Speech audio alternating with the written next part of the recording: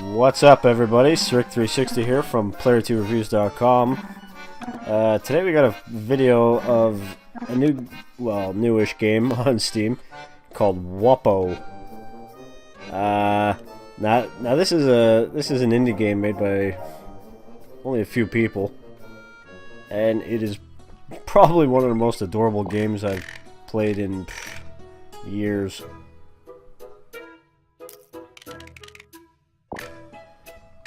It has a really nice cartoonish look to it, and I don't know, it's just like just a funny game. Like you see here, like dialogue it's just got some like funny dialogue. Your character can kind of a smart ass, though I guess it depends on your choice.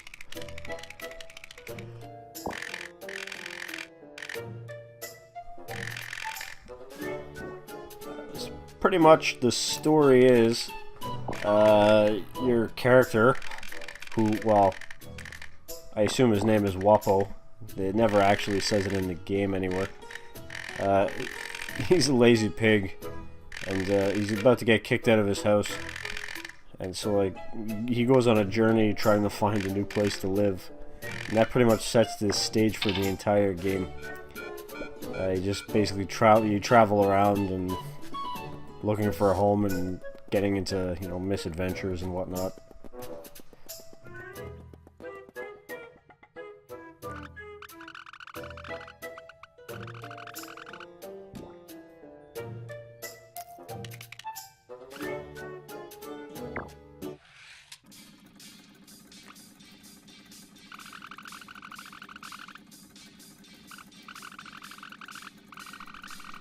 Soothing elevator music.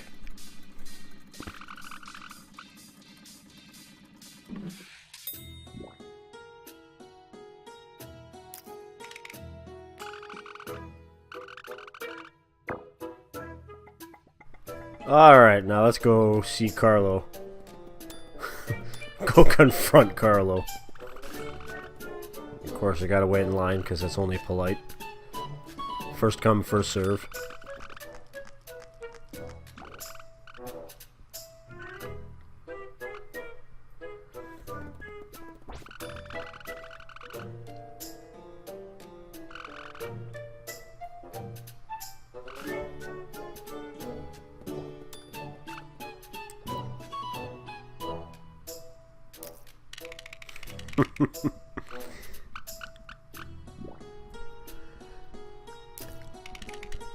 Like I said, there's a lot of like just humorous dialogue in this game, and he hit me. But a lot of this time, like what you'll most be doing in this game is going around exploring the world, and there is combat in this game. Not right away because it's like sort of like a little tutorial, eases you into the game. But you'll also be doing, like, aside from a lot of exploring, you're going to be doing a lot of puzzles. They're not puzzles like in the traditional sense, for the most part. But you'll find yourself doing things like you're going to need to, for example, get a Popo train card. And so you're going to have to go around talking to everybody and finding out how you can do that. And like to progress to a certain area, let's say you're going to need an item to gain access, a special hat or whatever. And so you'll have to find another guy, and like let's say that guy will give you a quest, and so you can earn the item you need, and it just goes on like that most of the game. It's like basically the puzzles add to the story. They're not just there for, you know, just to give you a hard time.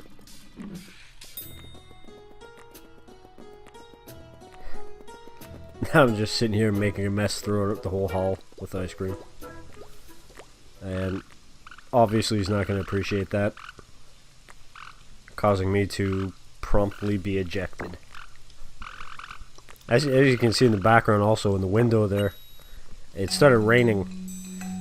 This game also has sort of, it's just like nice weather and lighting effects. It's just like, I don't know, it adds to the atmosphere of the game. It's nothing really There's not many instances where you'll have to wait till it's like night to do something specific. So it's not too bad. It's mostly there just for the atmosphere. I just like it's nice when games have like a built-in sense of time, sort of.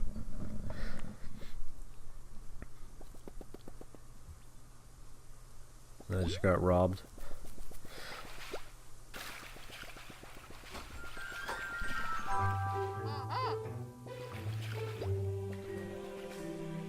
Yeah, you can just ignore the bird for now. We'll get back to that in a minute. Just gotta swim down here a bit.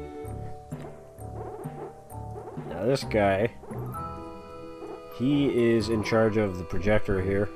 You'll find a couple more like him throughout the game. But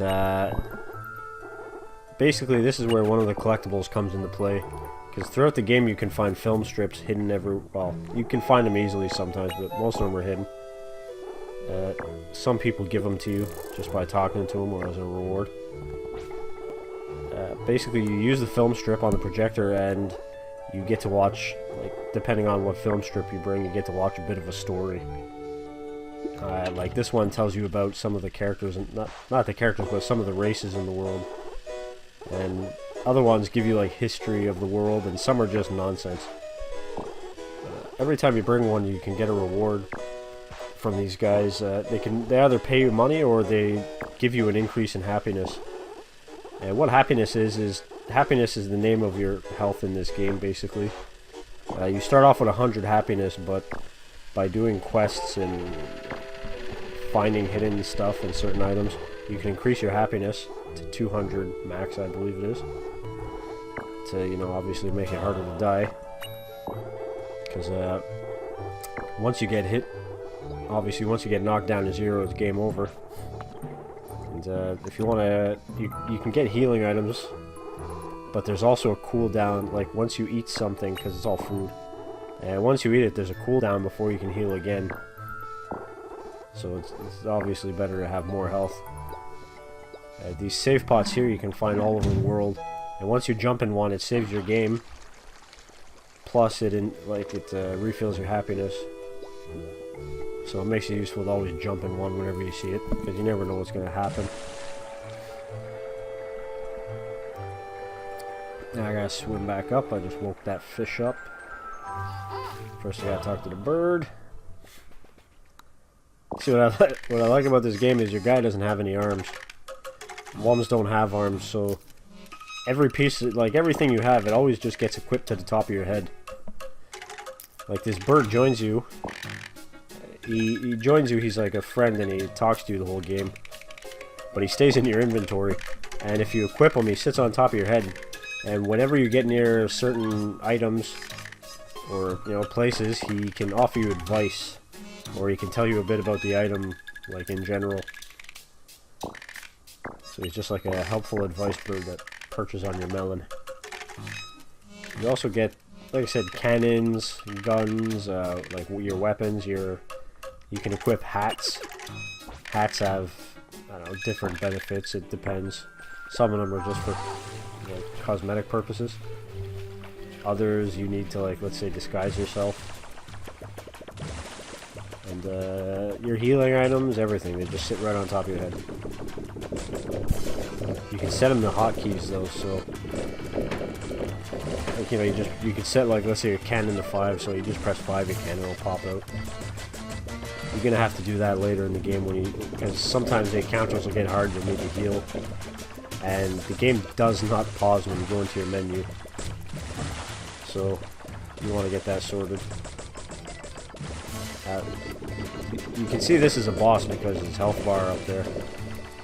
There's I believe 17 bosses in the game, and there's actually Steam achievement if you beat all 17.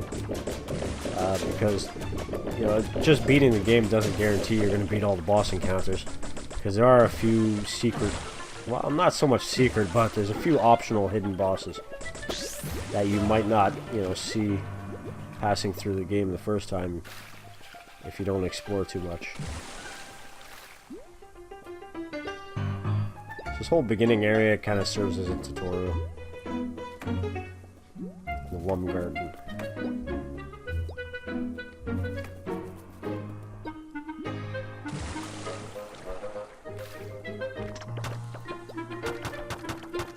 I made a mistake there. I gotta leave some blocks so I can jump up, grab that film strip. You always have to keep your eyes open because sometimes there's paths that are very easy to miss, or you know, hidden items, or items that are like literally just hidden just out of view of the screen.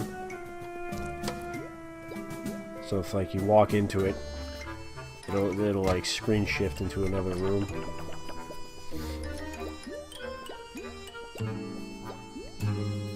One thing I especially appreciate about this game is how smooth the screen transitions are.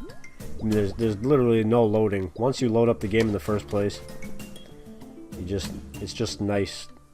You don't have to bother with loading areas or screens and bother with that annoyingness.